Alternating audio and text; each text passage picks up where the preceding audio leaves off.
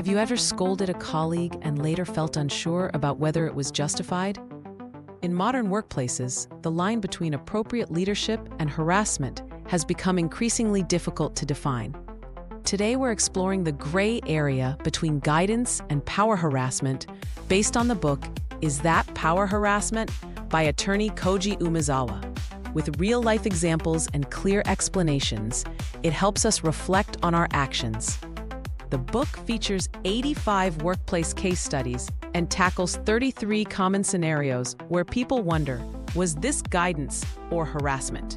Each case breaks down the situation and teaches us how to assess it properly. To understand the difference, we need a clear framework. Umezawa outlines 3 essential questions that determine whether a behavior is harassment or not.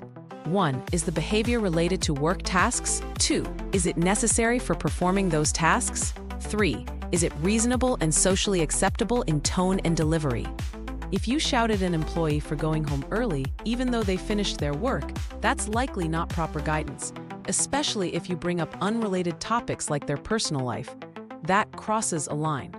Take another case. A manager loudly scolded a woman in her 20s for going home too early after hitting her targets. He yelled about her weekend habits and loyalty in front of coworkers for over 30 minutes. Because her work was completed and his questions were personal, the act lacked business necessity. The excessive length and public humiliation turned this into clear power harassment. What about setting high goals? Yes, employers can assign goals, but they must be realistic. Setting targets so high they cause mental distress or burnout can amount to harassment. One woman worked past 11 p.m. daily trying to meet impossible sales quotas. Her company didn't adjust expectations, and she received no support. This level of pressure wasn't reasonable. It was harassment. Verbal abuse like "you're stupid" or "quit if you can't do it" is never acceptable. Even if a manager believes they're motivating someone, these comments can deeply harm morale and mental health. In one case, a young man heard phrases like "die," "you're useless," and "you should resign" from his boss. This emotional violence was clearly deemed illegal harassment under Japanese labor law. Even without direct insults, intimidation counts. Kicking chairs, slamming desks, or throwing objects near someone may be nonverbal, but these aggressive gestures are still harassment. Let's talk about time. Can early morning or late night duties be harassment? Not always. If urgent work demands it, it can be legal.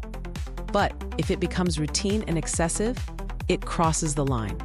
A young man had to catch the first train often or return home after midnight. When his long hours became constant and management ignored the health risks, this was judged as power harassment. And what if someone is scolded for taking paid leave? Paid leave is a legal right. If the company approves it, the worker should never be criticized afterward for using it.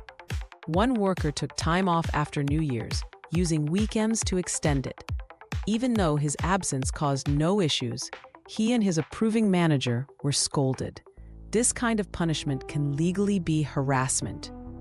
So, what should you do if you're unsure whether you're being harassed, or even if you're the one harassing someone unintentionally? The book suggests 3 steps. 1. Try resolving it directly with the other person. 2.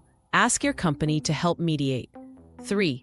Seek external help if needed, such as legal or public labor consultation. By becoming aware of these boundaries, we can foster safer, healthier work cultures where honest communication and mutual respect replace fear and confusion.